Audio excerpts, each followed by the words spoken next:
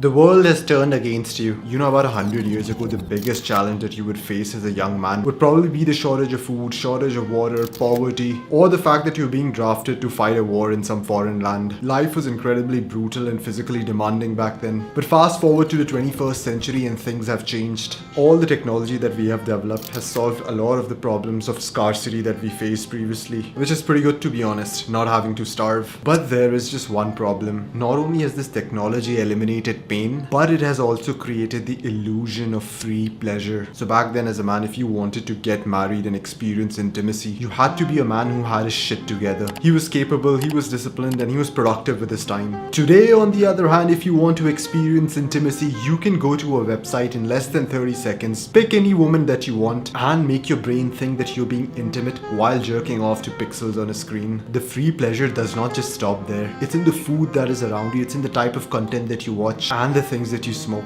But the brutal truth is, there is no such thing as free pleasure. The price of this pleasure is your mental health. These things that make you feel good at the moment are exactly the things that make you feel depressed and anxious later on. And because you have now fried up your brain with so much free pleasure, you no longer feel like doing productive things. You actually begin to find most things boring, and your attention span has shortened. Even the people around you no longer respect you, because they deep down know the sort of life that you're living is not worthy of respect. Your parents think that you're probably a good-for-nothing loser who wastes his time scrolling through pixels. Your siblings think that you're an irresponsible idiot. Your wife thinks that her future is not secure with you because you're incompetent and impulsive. This is the true cost of free pleasure, but all hope is not lost. Just how there's this world of free pleasure that can destroy a man, there exists a parallel universe of delayed pleasure.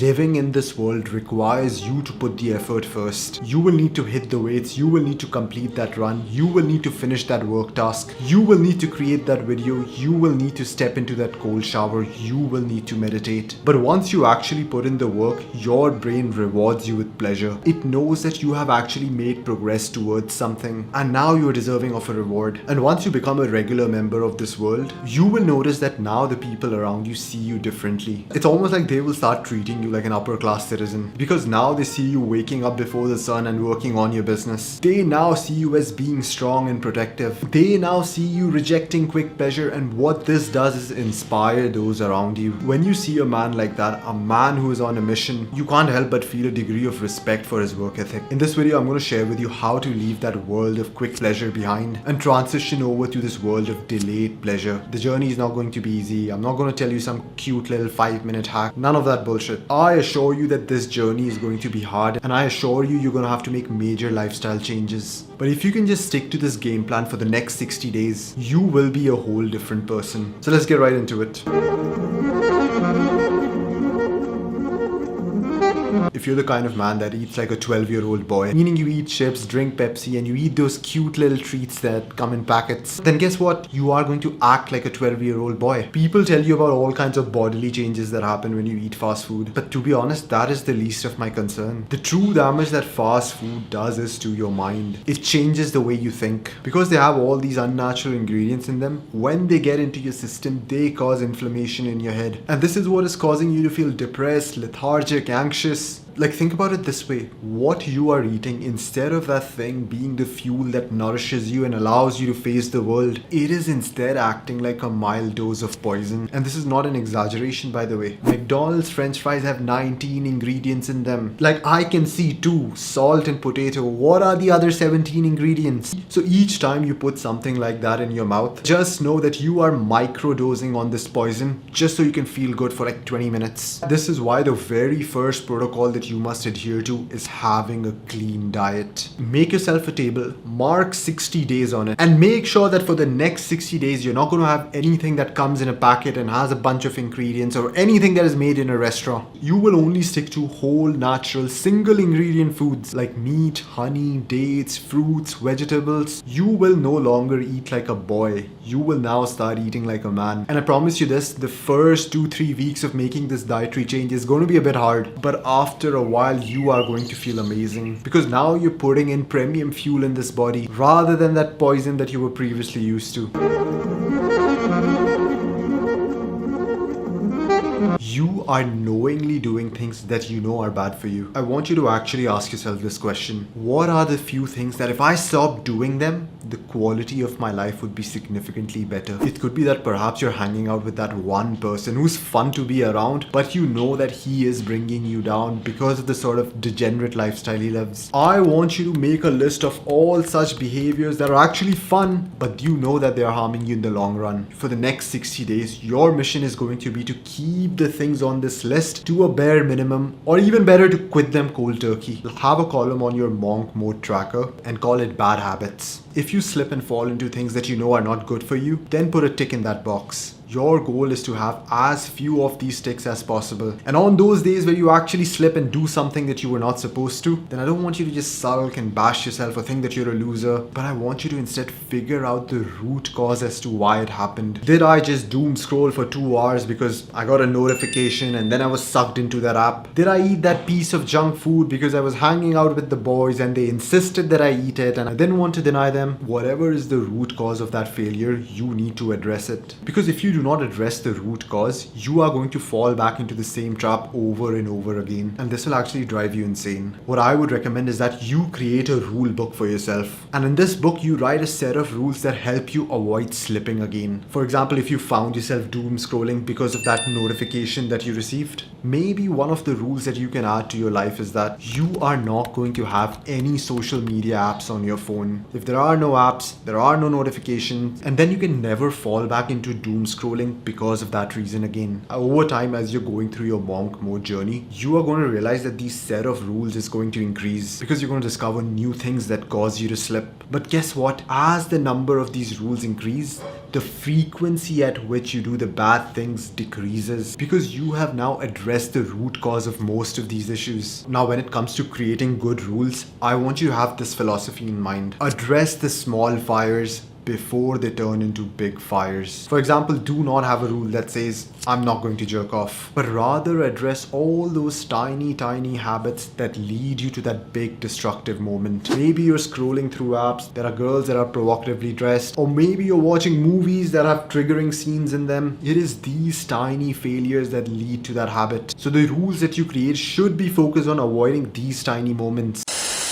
If you're someone who lacks discipline, you procrastinate all the time, you're struggling to quit bad habits, and you're not just living up to your full potential, then make sure that you click on the link in the description and book a call with me. Perhaps I can help you transform your life the way that I've helped dozens of other men.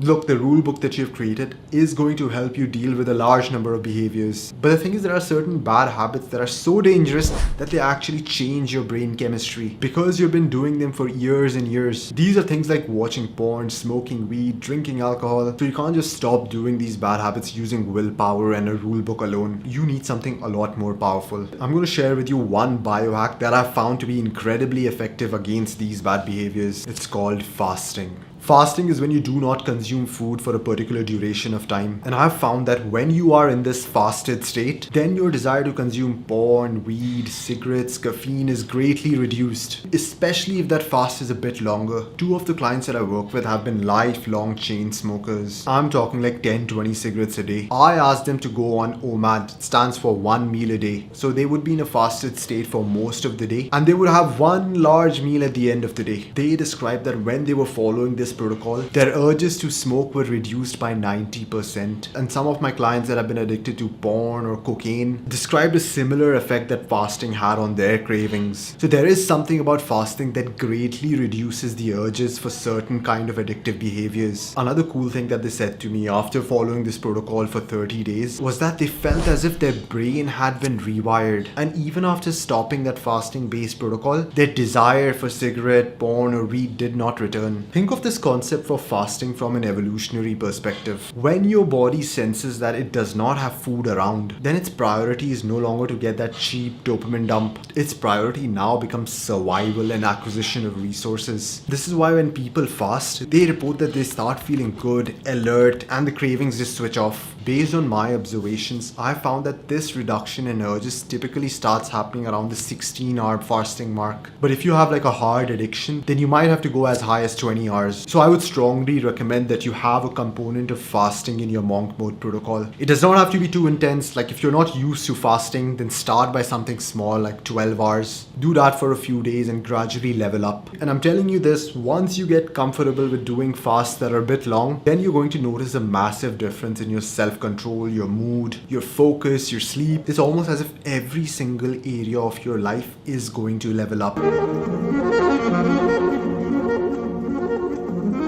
In the past, I used to think that going on monk mode meant like I just had to avoid the bad habits. But that is only part of the equation. The other half is finding joy in doing the hard, uncomfortable things. Because it is these things that will develop you as a person. I want you to now make a list of all the things that you find uncomfortable. But you know deep down that these things are probably good for you. For me, when I went on my monk mode journey, I knew that I found the act of studying very uncomfortable. I also had a bunch of other habits on that list, like reading a book, taking cold showers, meditation, hitting the gym, going to the mosque. These were the kind of things that genuinely pushed me out of my comfort zone. Because firstly, they require effort, and secondly, they just don't give you instant pleasure. And your mission now during the next 60 days is to do these hard things. Like think about it, once you have eliminated all activities that give you instant pleasure, then there is going to be a void in your life. And you can't spend all that free time just staring at walls. Because if you do that, if you find yourself getting bored, you are going to miss those old degenerate behaviors. You need to instead fill that void with the activities on your uncomfortable list. I'm not going to lie, the first day on my monk mode journey, I could only study for 20 minutes before I started feeling agitated and bored. And that is okay. Start with tolerable amounts of discomfort. What you are going to realize is after a couple of days, your body is going to acclimate to that discomfort. Within a few days, that 20 minutes of studying did not feel that bad anymore. So I stepped it up to 30 minutes. Couple of days later, I stepped it up to 40 minutes. And I continued this trajectory of progressive overload to the point that I was now studying for 4 hours a day, lifting weights at the gym. I was training martial arts and reading books. But I only got to that point by microdosing on discomfort every single day. If you take too strong of a dose of discomfort too soon, then you're going to end up breaking yourself. So this is the first lesson you need to keep in your mind.